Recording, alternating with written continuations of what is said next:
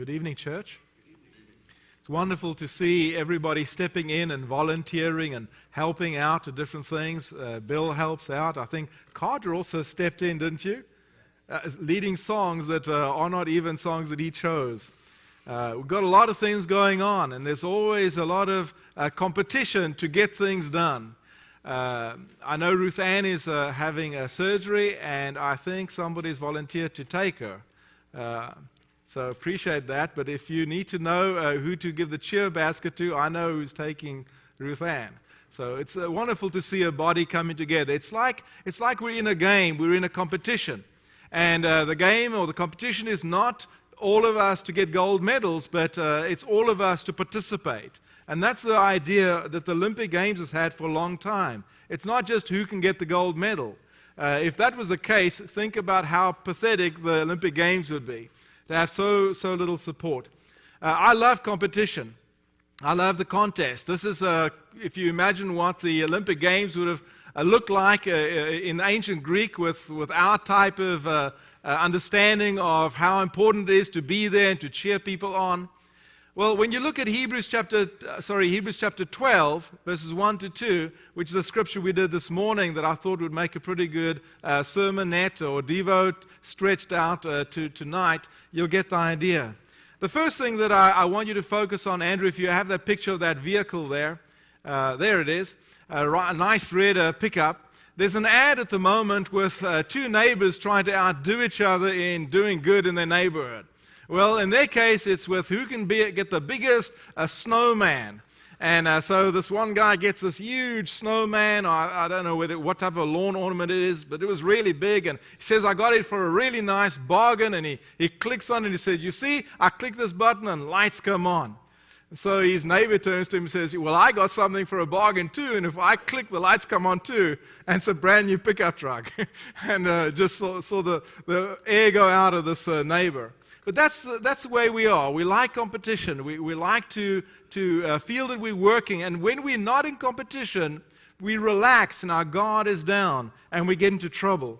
So if you would, look at the race first of all in Hebrews chapter 12, verse 1, and realize that we have this competition going on all the time. You may not see it, but it's a spiritual battle, and the competition is your soul. That's what's at stake. And if you give up just for a second, the devil will have you. And so think of this as a very serious competition that you have. The race is, therefore, and we'll look at this competition as the race, the role model, and the reassurance. In every competition, those are the elements that you'll have. There's going to be a race. There's going to be somebody who's a role model that you're going to pattern yourself after as to how to run this race perfectly. And then when you're just about to give up, there's somebody who's going to come to you, your coach or somebody, and give you reassurance and tell you, don't give up. So the race, therefore, and this drops back, same language as in Hebrews chapter 11 with the great hall of witnesses. Therefore, since we are surrounded by so great a cloud of witnesses, let us also lay aside every weight and sin which so easily or clings so closely, and let us run with endurance the race that is set before us. So we have this arena, and whether we like to believe it or not, we're part of a spiritual kingdom. Right here, we're sitting in the earthly part of the spiritual kingdom. There's a spiritual part of the kingdom that's also relevant, that's working really hard right now.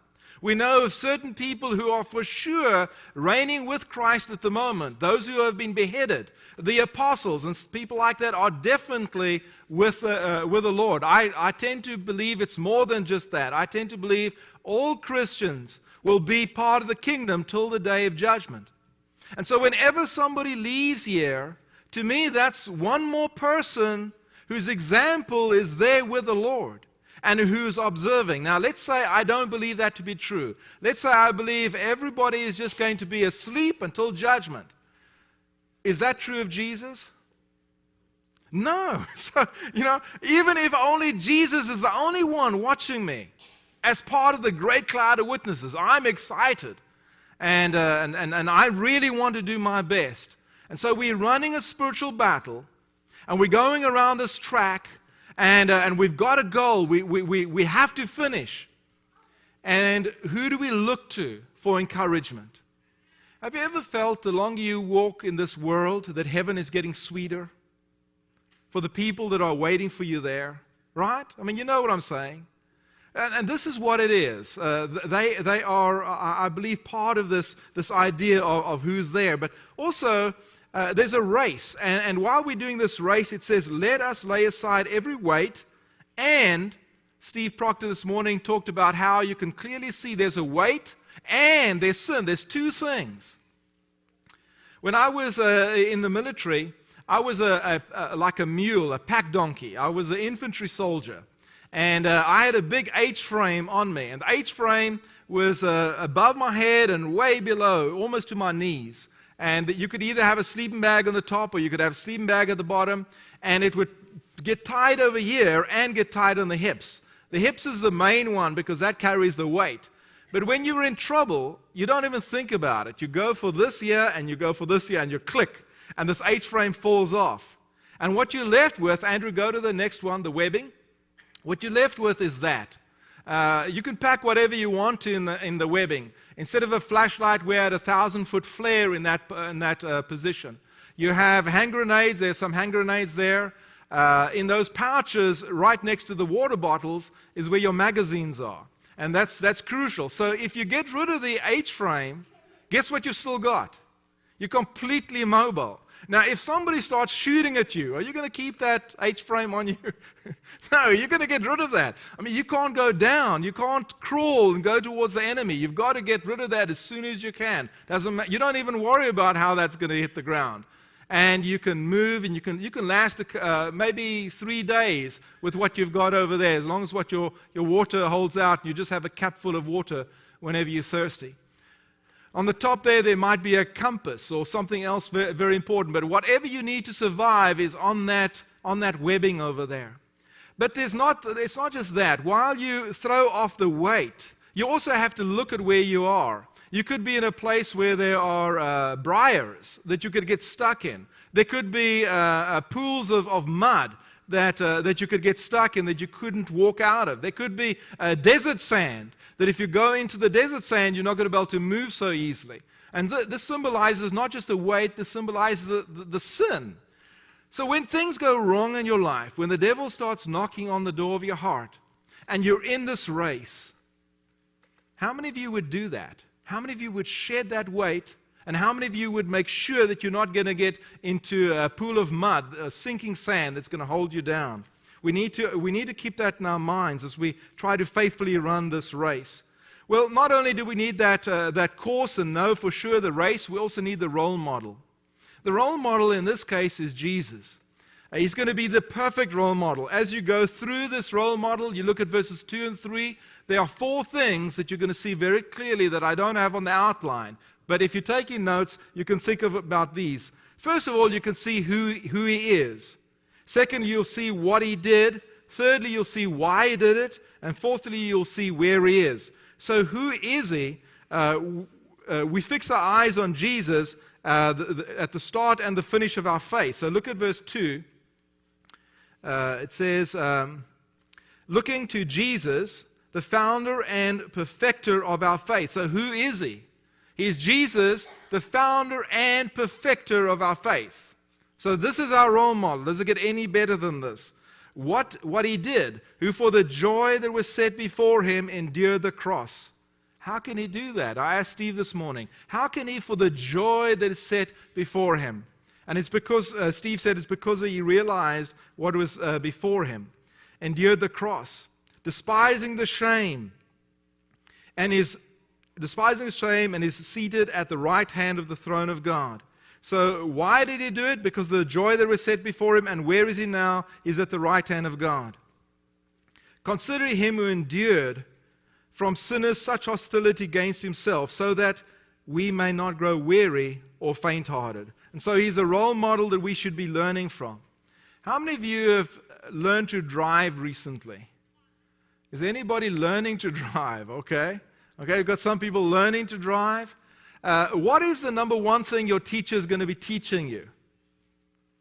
When you drive, the first thing you're going to do when you sit in that car seat and you the car seat, right? Sit behind the steering wheel and you're getting ready to push the gas. The first thing you notice, if you're a novice driver, if you've never driven before, is everything. You notice everything. You notice the rear view mirrors, you notice people over there, you notice signs. Your brain hasn't learned to automatically take in all of this in its subconscious form, so you can just go through it. So the first thing the driver or the instructor is going to teach you is look ahead. Look ahead. Just keep looking ahead. You need to keep going forward. Now, while you're looking ahead, don't ignore what's going on around you. But it's not as important as what is going on in front of you. If you look ahead, you're going to see that car is about to come out, or you're going to see this passenger is about to get out, or out of a passenger seat and walk in front of you, or a cyclist is about to cross. You need to keep looking ahead. And that's what he's trying to tell us here. And as the role model, that's what he wants us to know. There was a time that his walk on earth was really, really hard. But he kept looking ahead. He kept thinking about what is it that his Father wanted him to do. Thirdly, the last thing we want to look at is the reassurance. And this one sounds a little bit difficult, but in your struggles against sin, you have not resisted to the point of the shedding your blood. And so he's trying to tell us here, and go to the text, Andrew. The next slide. There you go. In your struggle against sin, you have not resisted to the point of shedding your blood. So we are struggling, but Jesus says there's so much more that we're going to have to do. And if you want to see the end of this reassurance, you can look at Proverbs chapter 3, verses 10 and 11, or you can look at verses 5 and 6 in Hebrews chapter 12, just the next 3 verses. It says, "And have you forgotten that word of encouragement that addresses your sons? My son, do not make light of the Lord's discipline, and do not lose heart when he rebukes you, because the Lord rebukes those he loves, and he punishes everyone he accepts as a son." It's not easy when you're in this world to know what's going on.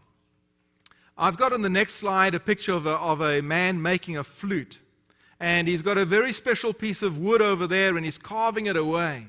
And you can almost imagine this piece of wood having a conversation with him and saying to him, "Why are you carving me like that? Why are you making these holes in me? Why are you shaving off all the parts of me that I need? And every time you do this, it really hurts me." And the carpenter will say, "If I don't do this, you won't make the beautiful music that you were designed to make." We don't understand God's purpose in punishment or in discipline. We don't understand why people that we love are taken away or why things happen. But God does. All we know is that God has got a will, right? Not my will be done, but thy will be done. That's all we really need to know. And because he loves us, he's going to do the very, very best for us. He's going to take things that we don't need in our lives and he's going to rip them out. Now, we may not like that, but he knows what's best. Mothers, how many times have you had to put a plaster on a child and to cover something where the child has gotten hurt? And then there comes a time when you have to take that off. And Rebecca, I know you love your children, so you take it off very slowly, right? Or do you rip it off? You don't want to hurt the child. And the child will say, "Mom, why did you do that? That really hurt." But mom knows, that's the only way to do it. Or a child comes to you with a tooth that's hanging out. And I don't know if you can remember, but I can, how much pain there is of this little tooth hanging there. It's terribly painful.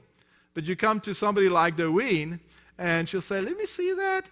And then before you know what's happened, she's holding your tooth. You don't know how that happened because they love you so much. We don't know why God does what he does, but we do know that he loves us. If you have any need today to run this race in a better way, if you have to understand more that you're in it for a life and death struggle, then hear gently Jesus calling you today, asking you to come for the prayers of the church, or asking you to come forward and be baptized. Whatever your need is, come right now as together we stand and sing.